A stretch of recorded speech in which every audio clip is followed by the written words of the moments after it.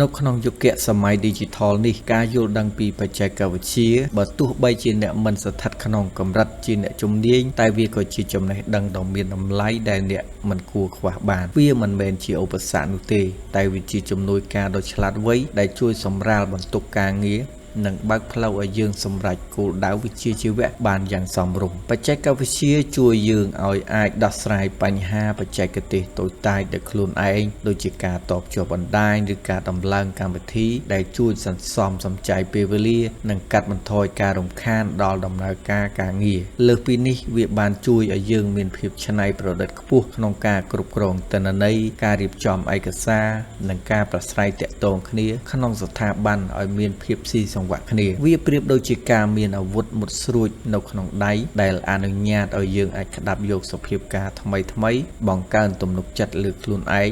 និងធ្វើឲ្យយើងក្លាយជាបុគ្គលដែលមានភាពបត់បែនខ្ពស់អាចដើរទាន់ការវិវត្តរបស់ពិភពលោកបើទោះបីជាយើងមិនមែនជាអ្នកសរសេរកូដឬអ្នកបង្កើតប្រព័ន្ធក៏ដោយការស្វែងយល់ពីបច្ចេកវិទ្យាបើទោះបីជាអ្នកបានស្វែងយល់បន្តិចបន្តួចជារៀងរាល់ថ្ងៃក៏ដោយតែវាគឺជាការវិនិយោគលើខ្លួនឯងដ៏ល្អបំផុតដើម្បីប្រែក្លាយខ្លួនឲ្យទៅជាធនធានមនុស្សដែលមានតម្លៃនិងមិនអាចខ្វះបាននៅក្នុងស្ថាប័នការចេះប្រើប្រាស់បច្ចេកវិទ្យាក្នុងកម្រិតមូលដ្ឋានជួយឲ្យយើងមានម្ចាស់ការលើការងារកាន់តែខ្លាំងជាពិសេសក្នុងការគ្រប់គ្រងព័ត៌មាននិងទិន្នន័យឧទាហរណ៍នៅក្នុងកិច្ចការរដ្ឋបាលឬការគ្រប់គ្រងស្ថាប័នអប់រំការយល់ដឹងពីរបៀបដែលទិន្នន័យត្រូវបានរក្សាទុកនិងការតភ្ជាប់គ្នារវាងឯកសារមួយទៅឯកសារមួយទៀតនឹងជួយយើងឲ្យអាចបង្កើតប្រព័ន្ធការងារតូចៗដែលកាត់បន្ថយការងារច្រំដែលនិងកាត់បន្ថយការភ័ន្តច្រឡំសរុបរួមបច្ចេកវិទ្យាមិនត្រឹមតែជាឧបករណ៍សម្រាប់វាយអត្ថបទប៉ុណ្ណោះទេប៉ុន្តែវា